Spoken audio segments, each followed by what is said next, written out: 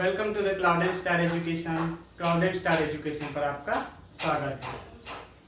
हमारी अभी की जो क्लासेस चल रही है वो आर्टिकल की चल रही है। आर्टिकल मतलब ए एन या द, जिसको हम लोग आर्टिकल बोलते हैं। तो मैंने मेरे पहले वीडियो में मैंने आपको बता दिया है कि आर्टिकल जो है वो दो प्रकार का होता है। आर्टिकल के टू टाइप्स हैं। पहला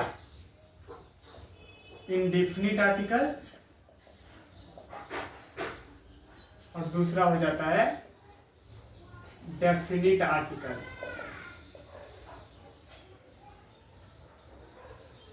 डेफिनिट आर्टिकल पहला था इंडेफिनिट आर्टिकल और दूसरा है डेफिनिट आर्टिकल। इंडेफिनिट आर्टिकल में ए या एन, ये दो ही इंडेफिनिट आर्टिकल होते हैं और डेफिनिट आर्टिकल सिर्फ द या दी को ही डेफिनिट आर्टिकल बोला जाता है। अब बात करते हैं ए एन और द का अर्थ क्या है, जो कि मैंने पहले ही आपको बता दिया है मेरी पहली क्लासेस में कि ए मीन्स होता है एक, एन मीन्स भी होता है एक, यानी कोई भी सिंगुलर का मतलब ही होता है एक। तो ये ए और एन दोनों का मतलब होता है, यानी कि हिंदी में इनका शाब्दिक अर्थ। अब बात करते हैं द की। तो द का क्या होता है? तो भैया ऐसा है कि द का कोई मीनिंग ही नहीं होता है। यानी इंग्लिश में एक ऐसा शब्द ये है द, जिसका कोई मीनिंग ही नहीं है। इसको जस्ट हम लोग हिंदी में द या दी लिखते हैं, लेकिन इसका मीनिंग नहीं है, कोई भी मीनिंग नहीं है। यानी द का मतलब होता है कुछ भी नहीं। लेकिन एक बात यहाँ पे ये है कि द तो ये एक तरह से बोला जाता है ये जीरो है, इसका मतलब कुछ भी नहीं होता, यानी कि ये जीरो है। लेकिन जब भी किसी भी चीज के आगे जब द लग जाता है तो उसका मीनिंग बहुत खास हो जाता है, स्पेशल हो जाता है। यहाँ पे एक नोट कीजिएगा, बहुत स्पेशल या यूनिक।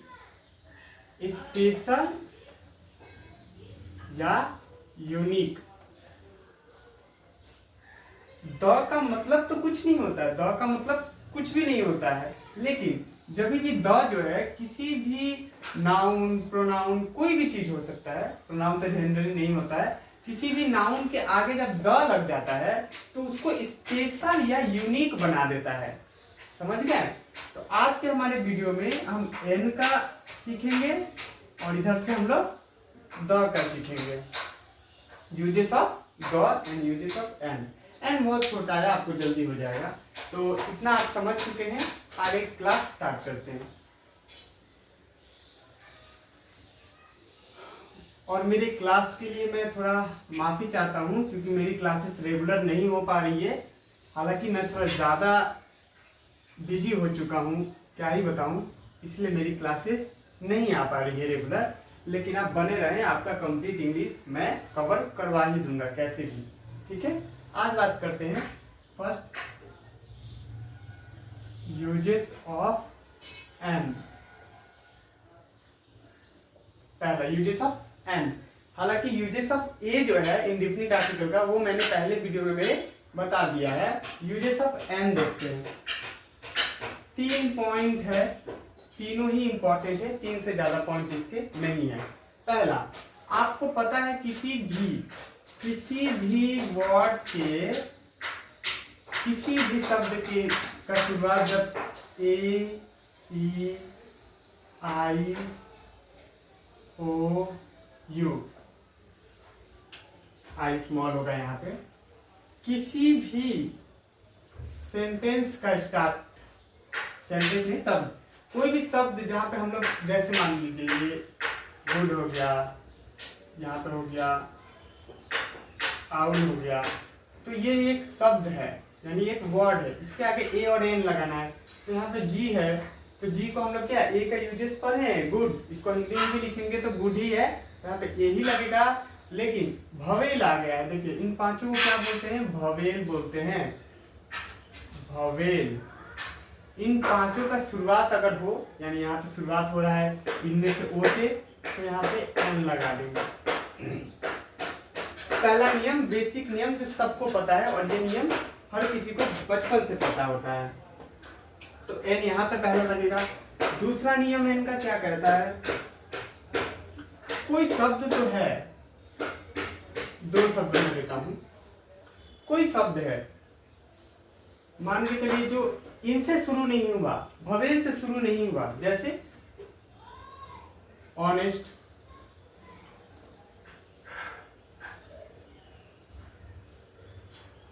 आवर।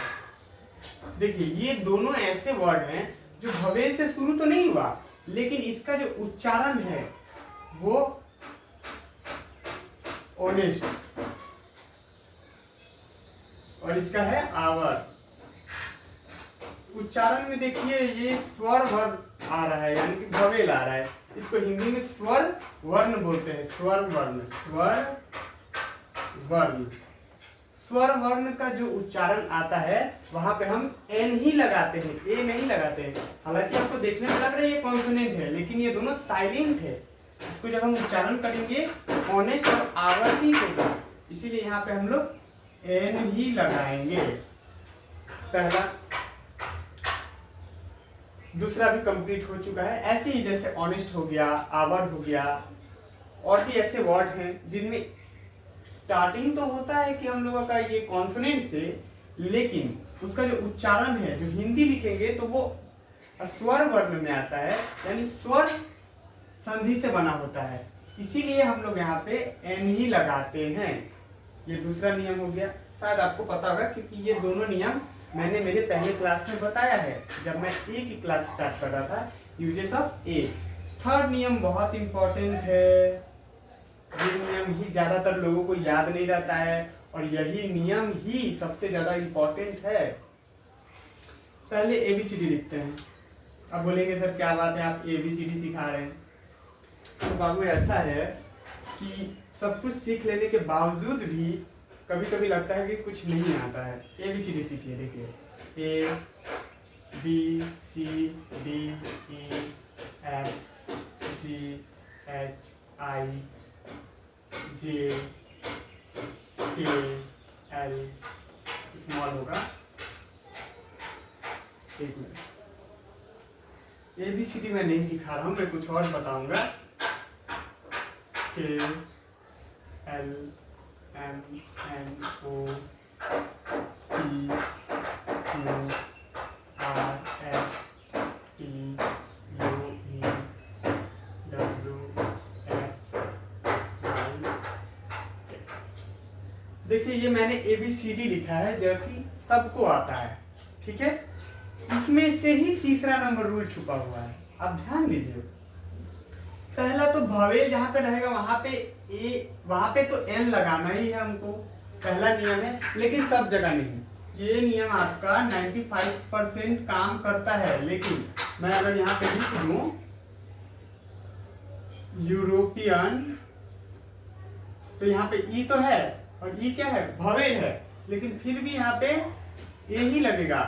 एन लगाने से ये गलत हो जाएगा, आपको ए ही लगाना पड़ेगा, ए ही लगाना पड़ेगा। क्यों?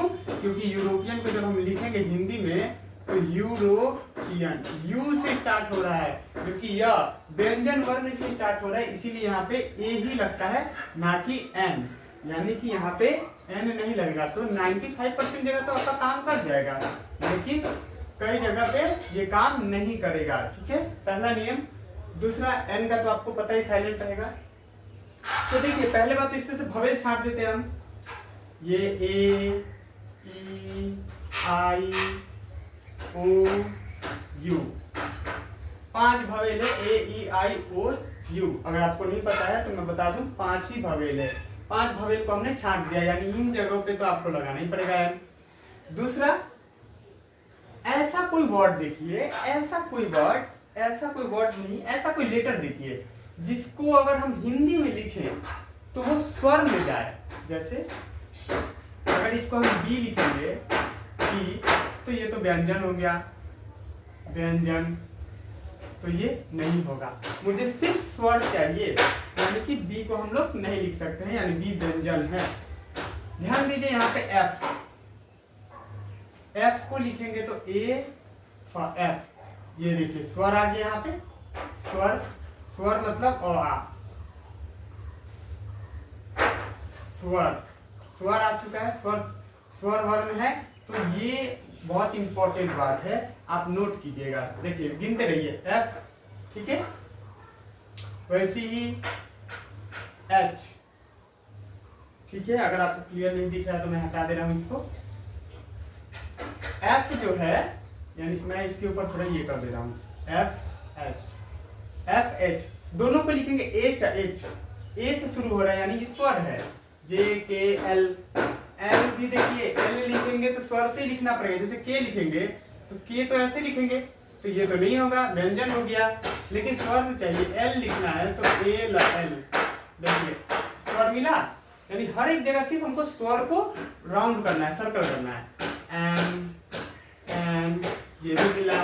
इन दोनों एम को भी लिखेंगे तो स्वर में लिखाएगा, एन भी स्वर में लिखाएगा, पी क्यू आर भी स्वर में लिखाएगा, आ से हो रहा है, एस टी, एस भी स्वर में होगा, क्योंकि हम जब एस लिखेंगे तो एस, देखें स्वर आ गया, यानी एस टी यू, यू तो था ही, वी डब्ल्यू एक्स, एक्स भी स्वर में है, वाई जेड, वाई नहीं होगा क्योंकि वाई तो व से शुरू हो रहा है, तो वाई नहीं होगा। यहाँ तक किसी को कोई दिक्कत है तो आप काउंट कीजिए। ये हो गया 1 2 3 4 5 6 7 8 9 10 11 12 13, यानी 13 ऐसे प्लेसेस हैं, 13 ऐसे प्लेसेस हैं जिनको अगर हम ऊपर का मिटा दें तब बता रहे हैं, ये तो आपका कंप्लीट हो चुका है। 13 ऐसे प्लेसेस हमारी आई हुई है जिनका एब्रेविएशन हम लिखेंगे, एब्रेविएशन, तब हमें एन का यूजेस करना पड़ेगा। अब बात करते हैं, 2 पॉइंट है, देखिए एक होता है एक्रोनिम, एक्रोनिम, ठीक है, दूसरा होता है एब्रेविएशन, एब्रेविएशन, ठीक है। एक्रोनिम मतलब संक्षेप शब्द, ठीक है, और इसको बोलते हैं संक्षेप रूप हिंदी में, यानी कि किसी भी चीज का छोटा शब्द और किसी भी चीज का छोटा रूप। जैसे मैं आपको बोलूं कि एक्रोनिम, एक एग्जांपल ले लीजिए, एक्रोनिम में आता है नासा, ठीक है, और एब्रेविएशन में मैं ले लूं IAS। देखिए दोनों में एग्जांपल, दोनों में अर्थ क्या है। नासा, नासा का फुल फॉर्म होता है नेशनल एरोनॉटिक्स स्पेस एजेंसी, यानी कि जो नासा है ये एक फुल फॉर्म है, ठीक है, ये भी फुल फॉर्म है, ये भी फुल फॉर्म है, नासा भी फुल फॉर्म है, और ये IAS भी फुल फॉर्म है। लेकिन जब हम इसको पढ़ते हैं तो नासा एक शब्द के रूप में पढ़ते हैं, ऐसा लगता है कि एक शब्द है, यहां से लेके नासा, जैसे कि हो गया कोई नाम अमित, वैसे ही नासा एक शब्द है, यानी पूरा को हम लोग बस एक शब्द पढ़ लेते हैं नासा। लेकिन जब IAS को पढ़ते हैं, IAS,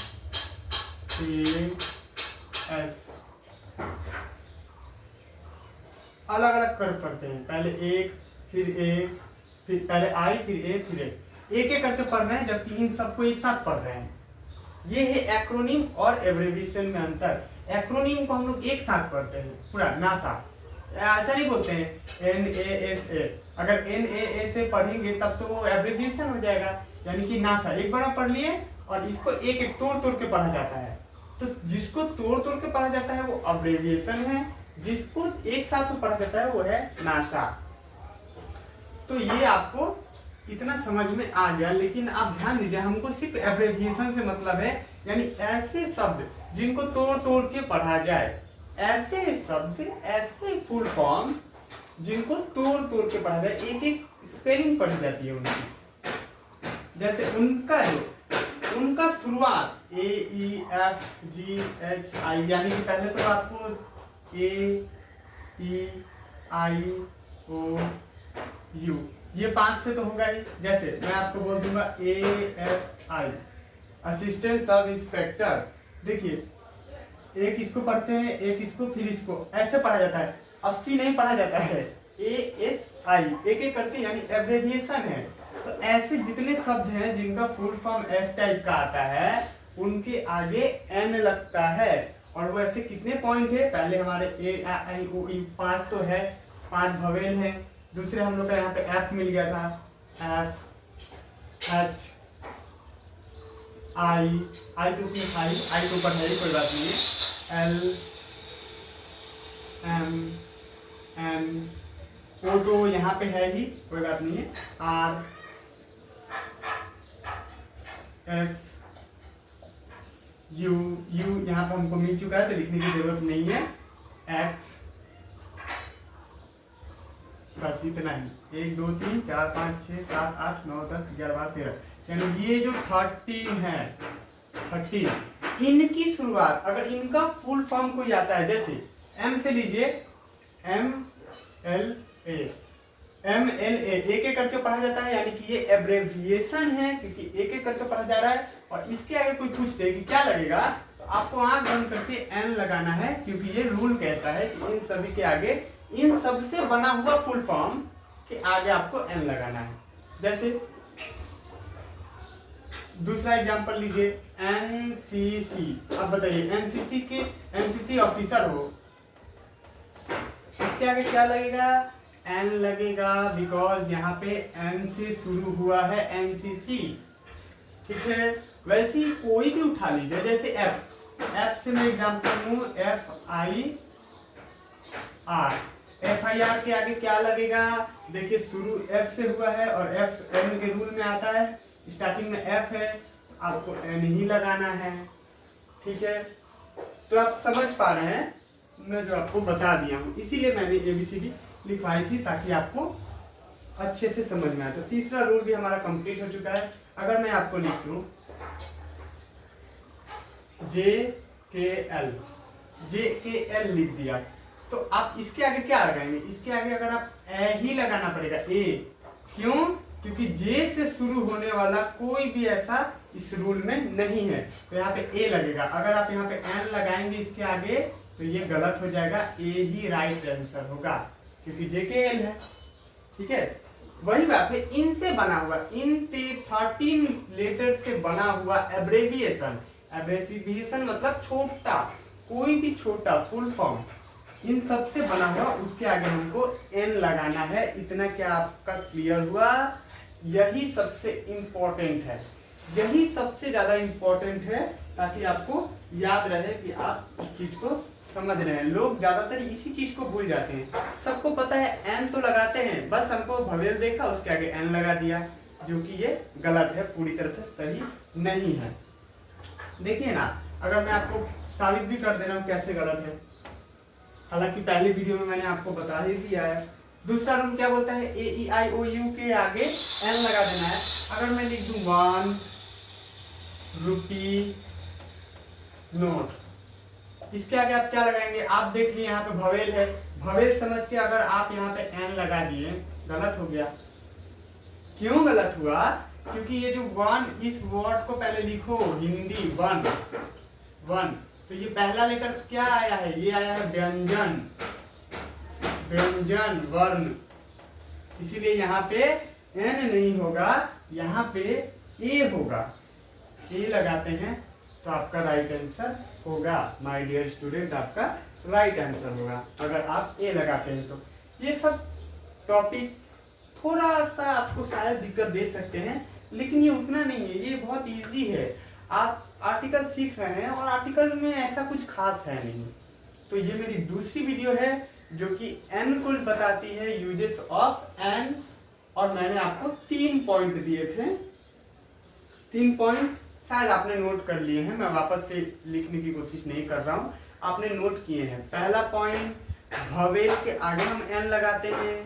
दूसरा पॉइंट, कभी भी हर जगह भवेल के आगे नहीं, कई कई जगह कॉन्सोनेंट रहेंगे लेकिन उसका उच्चारण भवेल के रूप में होता है, इसीलिए वहां पे हम एन लगाते हैं। तीसरा पॉइंट, ये जो 13 A E I O U F H L M N R S X, इन सबसे बना हुआ अब्रेविएशन यानी कि संक्षेप रूप जो कि फुल फॉर्म होता है, शॉर्ट फॉर्म, इन सबसे बना हुआ शॉर्ट फॉर्म के आगे भी हम एन लगाते हैं। एन का इतना ही यूजेस है, इससे ज्यादा एन का यूजेस नहीं है। तो उम्मीद करता हूँ आपको मेरी वीडियो अच्छी लगी होगी और समझ में आया होगा। अगर आप कुछ नया सीख रहे हैं, अगर आपको लग रहा है कि हाँ ये तो मैंने नहीं सीखा था, मतलब एन का यूजेस सीखा था लेकिन ये वाला मुझे थोड़ा अलग लगा, तो आप ऐसी मेरी वीडियो देखते रहें। मेरा नेक्स्ट टॉपिक जल्दी आने वाला है जो कि द के ऊपर में है। उसके बाद इसके और 2 वीडियो आएंगे। 2 वीडियो में हम लोग का टोटल 4 वीडियो होगा आर्टिकल के ऊपर में। 4 वीडियो के बाद आपको आर्टिकल देखने की जरूरत नहीं पड़ेगी फिलहाल, ठीक है।